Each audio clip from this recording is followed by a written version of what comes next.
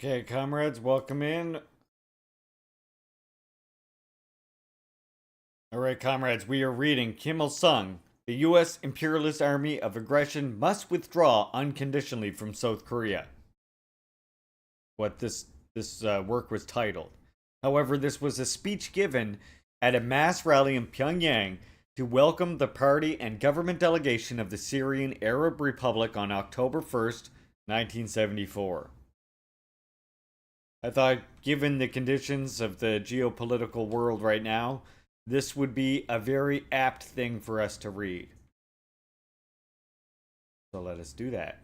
And in view of this being Liberation from Japanese Imperialist Day for Korea. Your Excellency, esteemed Mr. President Hafez al-Assad, esteemed guests from Syria, dear comrades and friends, people of all walks of life in Pyongyang are gathered here today, greatly delighted to meet you, the envoys of goodwill from the Syrian people, who have brought with you warm, friendly feelings towards the Korean people. On behalf of the Central Committee of the Workers' Party of Korea, the government of the Democratic People's Republic of Korea, and all the Korean people, I should like once again to warmly welcome the party and government delegation of the Syrian Arab Republic, led by Your Excellency Mr. Hafez al-Assad, General Secretary of the Arab Ba'ath Socialist Party and President of the Syrian Arab Republic. Allow me also to extend through you the Korean people's warm and friendly greetings to a fraternal Syrian people. Korea and Syria are both situated on the Asian continent. Our two peoples are linked by a bond of firm militant friendship because of their common past, when they were oppressed and maltreated under imperialist colonial rule, and because of the common struggle they are waging at present to build a new life. In the course of our meeting with you here on this occasion, we have felt keenly how close our two peoples are to each other, as comrades in arms fighting against the common enemy, and as brothers, although geographically they are far apart. This bond of friendship linking the two peoples has been formed precisely through the common struggle against imperialism and colonialism.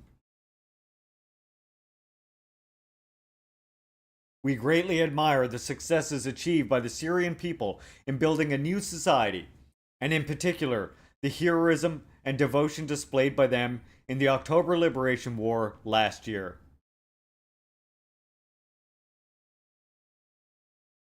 Under the correct leadership of Your Excellency, Mr. President Hafez al-Assad, their outstanding leader, the Syrian people struck heavy blows against the Israeli aggressors in the October War last year, and in continued fierce fighting on the Golan Heights.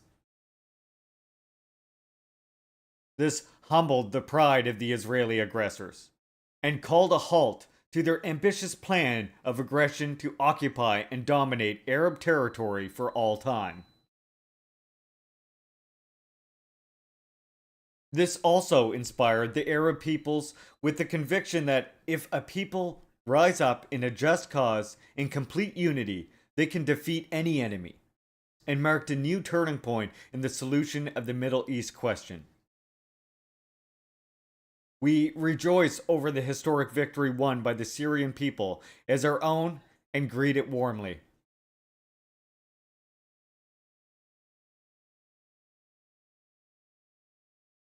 Everything clearly shows that in spite of temporary difficulties in their struggle against imperialism and Zionism for the independent development of their country and territorial integrity, the Syrian people are confidently winning victory and advancing.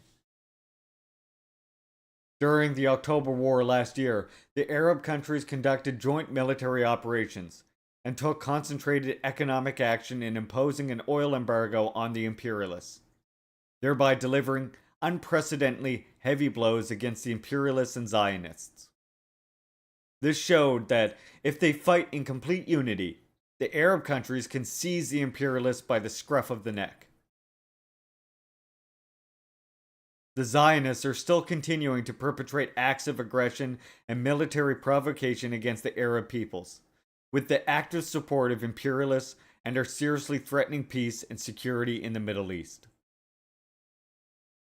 But no matter what distracted efforts the imperialists and Zionists may make, they are merely the deathbed struggle of those destined to be ruined.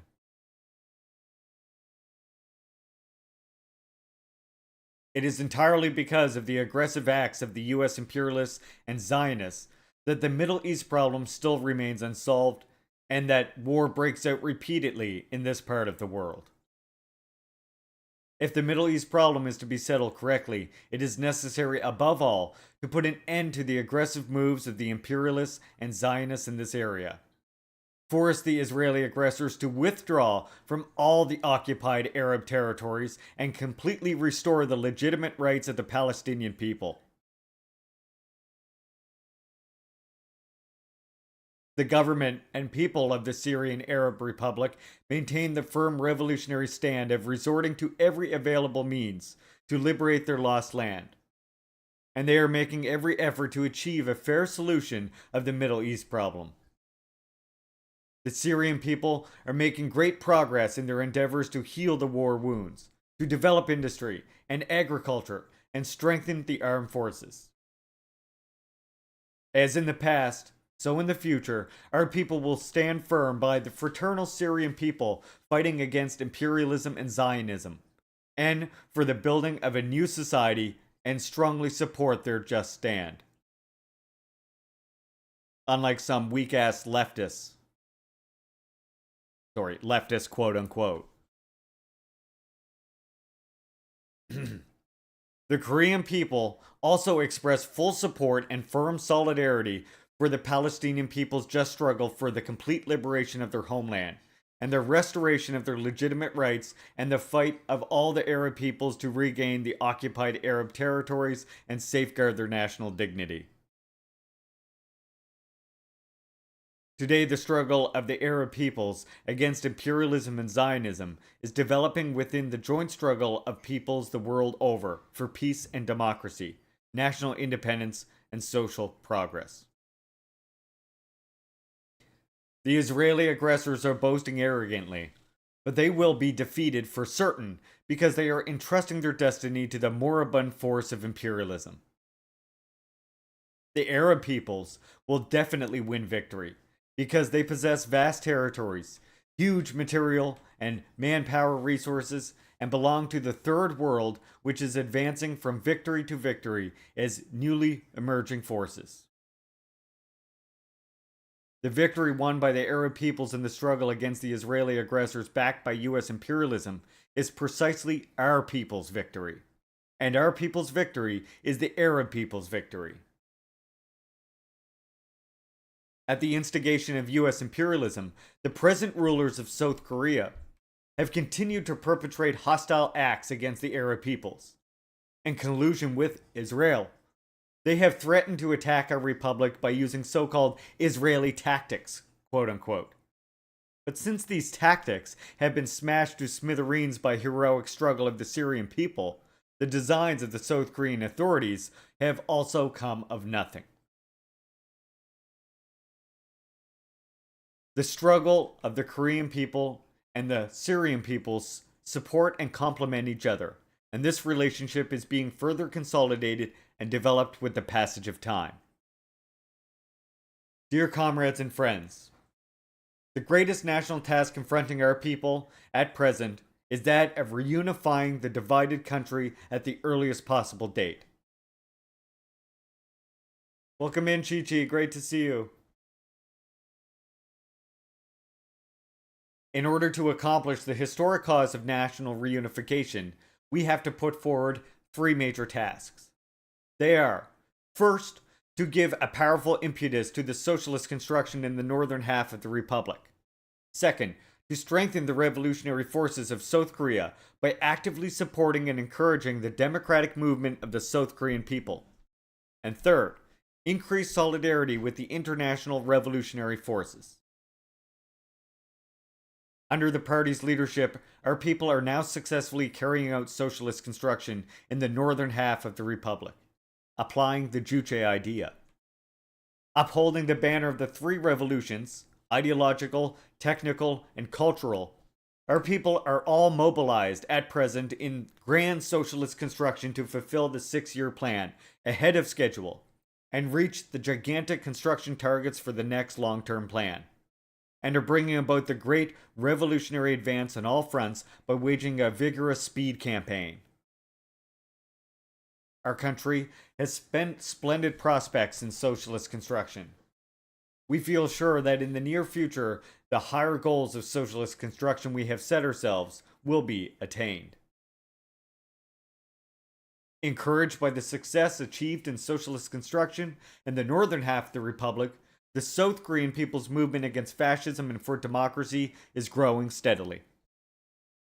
In South Korea, recently, despite the harsh fascist repression, the anti-government struggle of the workers and student youth intellectuals and religious believers and people of all other socialist sections have flared up again.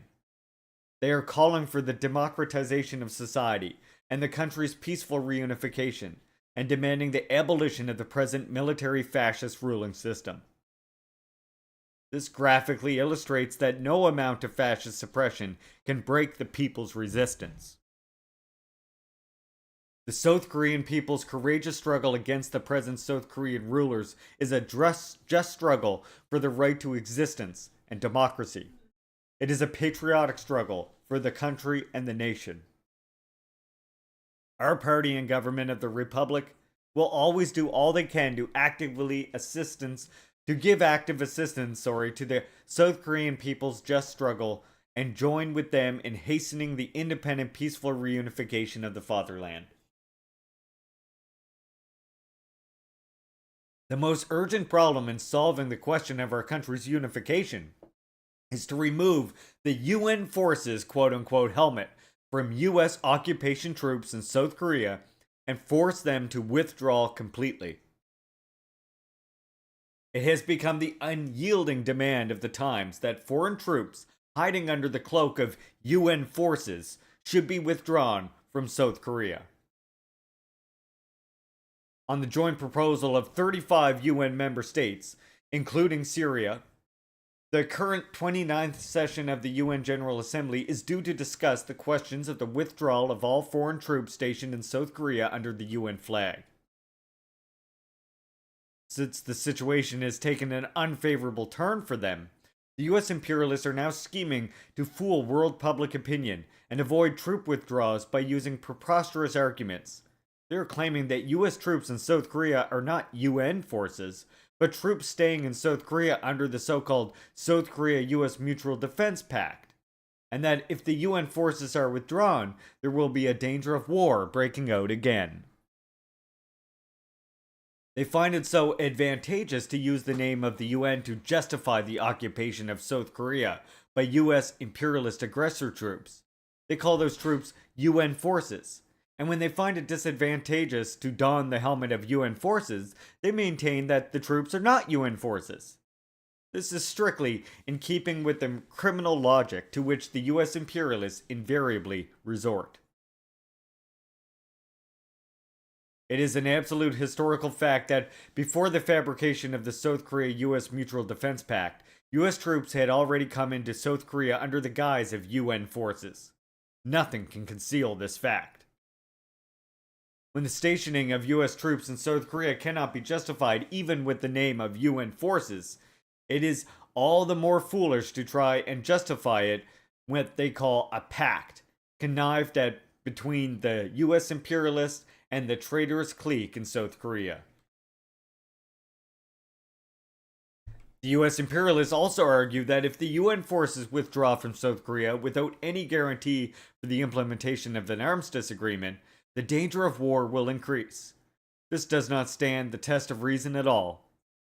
The maintenance of the armistice in Korea is not guaranteed by US troops, but by the consistent, peaceful efforts of the government of our republic. If the foreign troops which have obstructed the peaceful reunification of Korea and caused a constant danger of war in Korea under the cloak of UN forces withdrawal in accordance with the resolution of the UN General Assembly.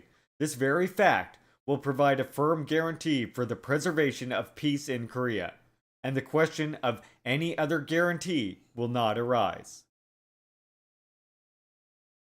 If any question does arise after the withdrawal of foreign troops, it will not be a problem for any third party to meddle in, but will be an internal affair of the Koreans themselves. A matter of such nature that it should be settled through negotiations between the parties concerned in North and South. The firm basis for such negotiations is provided by the North-South Joint Statement. If any questions arise during the withdrawal of foreign troops, it can be dealt with through negotiations between the DPRK and US, the parties directly concerned. Since we have already proposed to the US authorities that a peace agreement be concluded, there will be no problem here. Nonetheless, the US authorities, while giving no reply to a proposal on a peace agreement, are only clamoring for some sort of guarantee with regard to the withdrawal of US troops from South Korea. This is designed to prevent the withdrawal of US troops from South Korea at any cost, and to keep Korea permanently divided, and retain hold of South Korea at least. In fact, if US troops remain in South Korea, this will constitute a constant danger of war, and once war breaks out, it could easily develop into a total war. If the US does not want to suffer a heavier defeat in Korea and Asia, it must change its policy towards Korea and stop trying to bolster the present South Korean rulers who are in difficulties because of the people's fierce resistance and distrust. Since South Korean authorities are following the path of selling out the country and betraying the nation, while persisting in their policy of dependence on foreign forces, and in the attempts to perpetrate the national division and intensifying their fascist repression of the South Korean people, it is impossible to solve the question of the country's reunification through negotiations with the present South Korean authorities alone. Therefore, it is necessary to convene a great national congress broadly representing people of all levels and different political parties and social organizations in the North and South, and hold negotiations in the spirit of great national unity, irrespective of different ideologies and religious beliefs, so as to remove division and confrontation in Korea, and discuss the question of reunification seriously on the principles of unity and collaboration. Korea is one, and ours is a homogeneous nation. Therefore, it cannot be split into two or divided into two countries forever. The three principles of independence, peaceful reunification, and great national unity must be maintained in the spirit of the North-South Joint Statement. First of all, foreign troops bearing the emblem of the UN forces must quit South Korea as soon as possible in order to ease tension in Korea. Once foreign troops pull out of South Korea, a wide avenue will be open for the independent, peaceful reunification of Korea. As time passes, the general situation is turning in favor of our people's struggle to reunify the country independently and peacefully. US imperialism and its lackeys are being isolated and rejected more and more by the people of the world, and the international support and solidarity for our revolutionary cause are being strengthened as never before. Take advantage of this opportunity today. I would like to extend my warm thanks to Your Excellency, Mr. President, and the government and people of the Syrian Arab Republic for the active support and encouragement given by the Syrian government and people to our people's just struggle for the independent, peaceful reunification of the country, and express deep thanks to all the peace-loving countries and peoples of the world for their support and encouragement for our cause of national reunification. Dear comrades and friends, today imperialism is being hit harder and driven out everywhere in the world, and the people of the Third World, who were oppressed and maltreated in the past, have emerged in the arena of history and are marching ahead along the road of independence. The international balance offerees has fundamentally changed.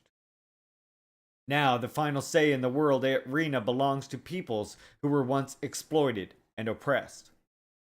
In Asia today, there are many revolutionary and fighting countries, and the vast area of Asia from Korea to China, Indochina, and Middle East has become the theater of anti-imperialist revolutionary struggle.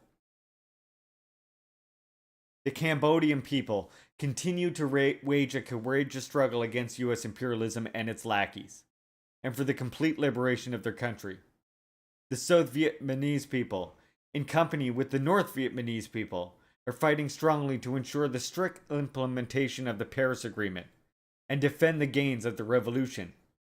And the Laotian people are fighting to build a reunified and prosperous new Lao.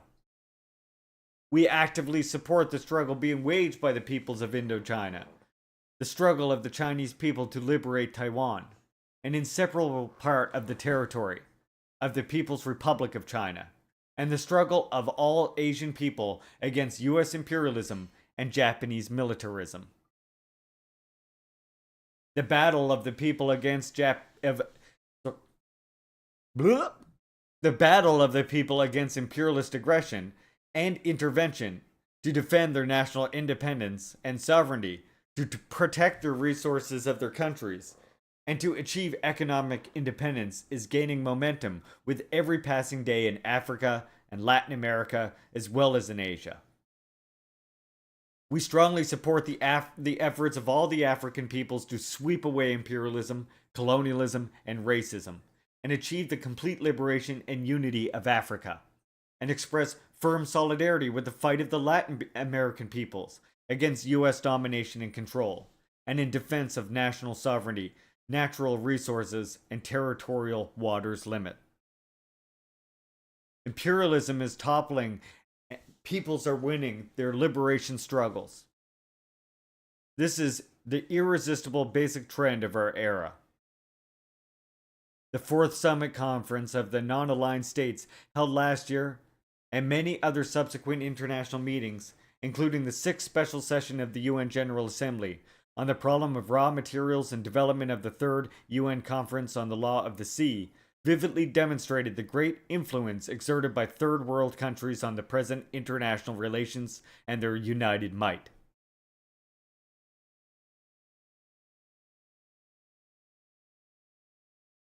Everything shows that if the third world people unite more firmly and fight with concentrated action.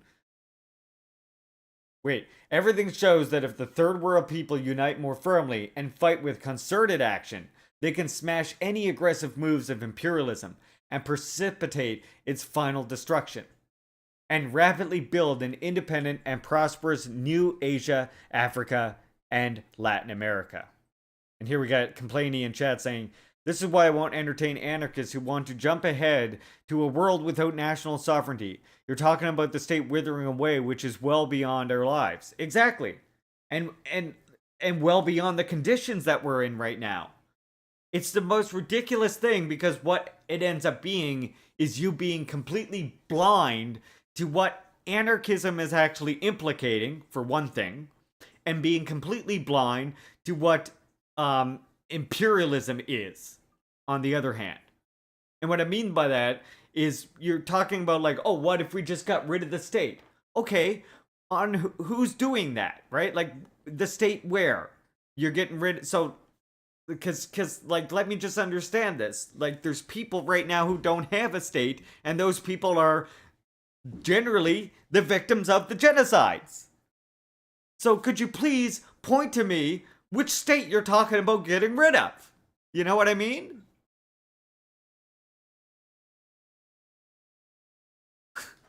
It makes no fucking sense.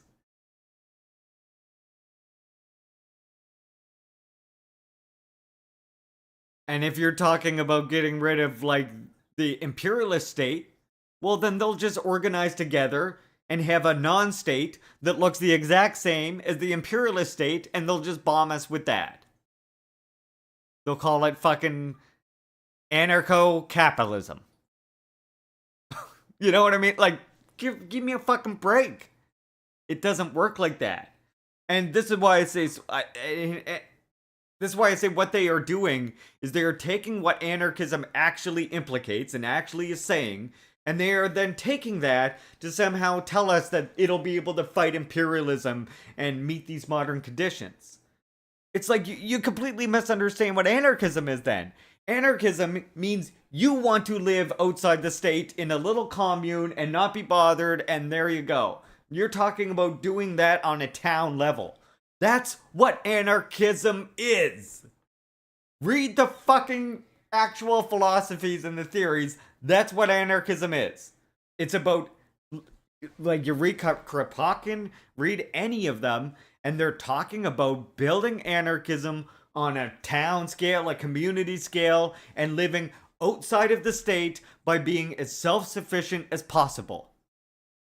This is not that much better than a fucking co-op existing under capitalism.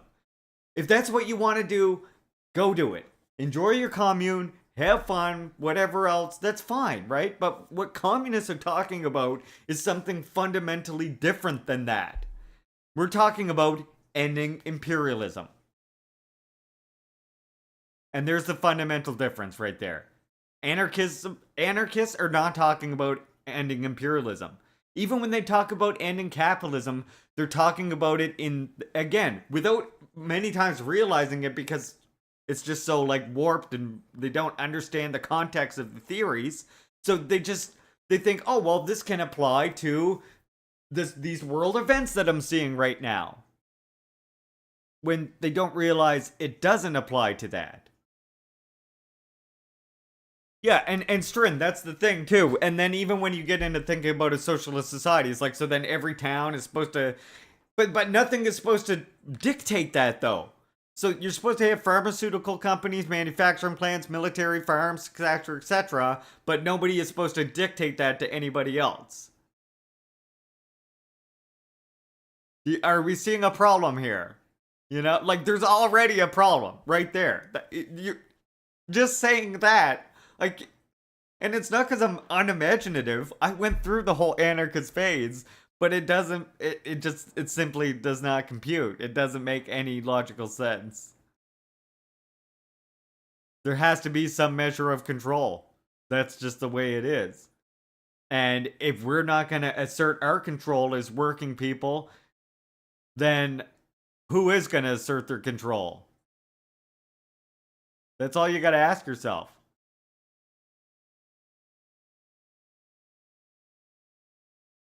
Is the state the ideal situation? No, of course it's not.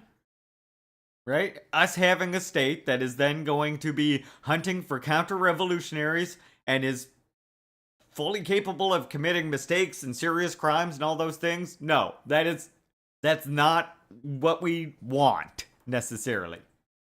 Right? But it is better than what we have, and it will be able to get us to what we want as a people. And so I know what I fight for. Exactly. The state isn't the goal. It's the inevitable consequence of class contradictions. And that's the thing. If we don't, you can assert your rights all you want. But if you don't have a state to guarantee your rights mean dog shit. Right? Literally means nothing. You have to have a state that can enforce your rights. Period. If you want to, and then the other problem, and what makes our fight so complicated is you also have to have a state to be able to educate people.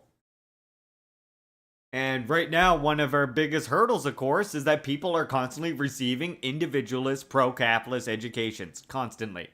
Of course, because education system is in the hands of the same imperialists who own all the corporations. They also own the media. So our media does the same thing. Entertainment media, news media. And so how do you, and then that's the other aspect of where the anarchists are failing as well. It's like, so how do you convince everybody to be anarchists? Oh, well, we convince them all. We just spread the ideology. But we don't have the means to spread ideology en masse, for one thing. And the other problem is that people work so much that they don't have the time to think about all of these new different theories, right? They're working so much. And that's part of the whole goal. That's why you need professional revolutionaries who are able to actually study scientific socialism and dedicate their entire time to organization and theory and all of this shit, right? Like, so this and so there again. Yeah, and that's the other thing too. Centrally planned economies, like we have to understand that it's such a misnomer. It's a false dichotomy, right? Centralized planning versus free market. It's a false dichotomy. We don't have a free market, and Korea doesn't have a centrally planned economy in the way that people imagine it when you hear that, right? It'd be more accurate, like what DPRK has is a democratic economy that is then centrally distributed, right? It's democratically planned because how else would you know what cities, what counties, what they need, right? You have no fucking idea if you don't get some input somehow. So and if you don't think that they are getting input, you just have to look at the development of Korea despite all the sanctions and shit. So, there has to be some kind of input coming up from the bottom in order to make a fucking centralized plan that makes sense and distributes resources in a way that is efficient. But now, on the other hand, as well, we don't have a free market, right? And most of our research and development, most of big production, heavy production, most heavy industry, like any sort of medical fucking industry, anything like that, universities, people training in universities, all that shit is further subsidized by the fucking state. And that shit is planned. That, like that shit is obviously accounted and planned for. But then what they do is bring you that you have the free market in order to survive. That's where the free market is. And your labor. Your labor is in the free market. The two parts of the free market you get. You trying to survive for food and your labor for capitalists. It's a free market of labor for them. So yeah.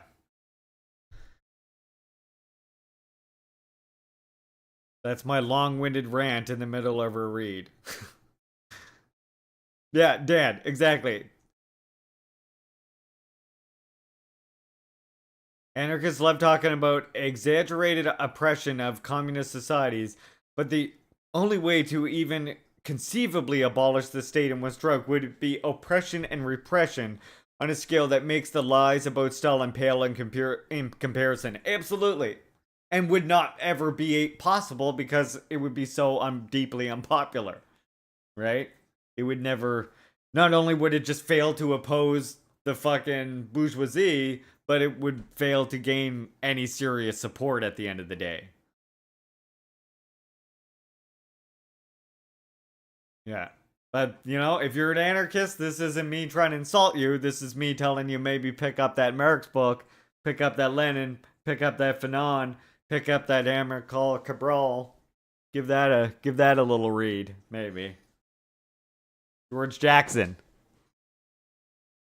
Check out my YouTube. I rate them to you if you prefer that. Yeah, Makhanov's case. Exactly. The bandit Makhanov, who, like, for some reason anarchists today love to praise. Deeply unpopular, literally a feared person. Feared by, like, working people. Come on.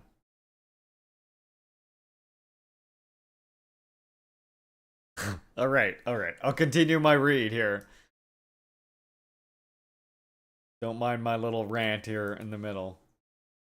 The Korean people will, as in the past, continue to fight resolutely for the victory of the common cause against imperialism, in solid unity with the peoples of the socialist countries, the peoples of the Third World, and all progressive peoples of the world. and will strongly back and inspire the struggle of all peoples against imperialism and colonialism. Yeah, true progressives. DPRK. Unlike you fucking Bernie supporters. Sorry, I'm feeling spicy today. Doll, welcome. Bound by revolutionary solidarity and friendly ties, the Korean and Syrian people are fighting together and advancing together on the same Asian continent. The present visit to our country by Your Excellency, Mr. President, and Syrian party and government delegation forcibly demonstrates that the friendship and solidarity between our two parties, two countries, and two peoples have reached the firmest and highest stage. We are immensely satisfied with this, and we shall exert every effort for the further expansion and development of friendly relations between our two countries in various spheres. The Korean people will fight on, always firmly joining hands with the fraternal Syrian people, for the triumph of our common cause under the noble revolutionary banner of the anti-imperialist struggle. Long live the unbreakable militant friendship and solidarity between the Korean and Syrian people. Long live the solidarity of the progressive peoples of Asia, Africa, Latin America, and the rest of the world. I wish Your Excellency, Mr. President Hafez al-Assad, and the Syrian people great victories in the struggle against imperialism and Zionism, and for territorial integrity and the independent progress of your country. That's Kim Il-sung.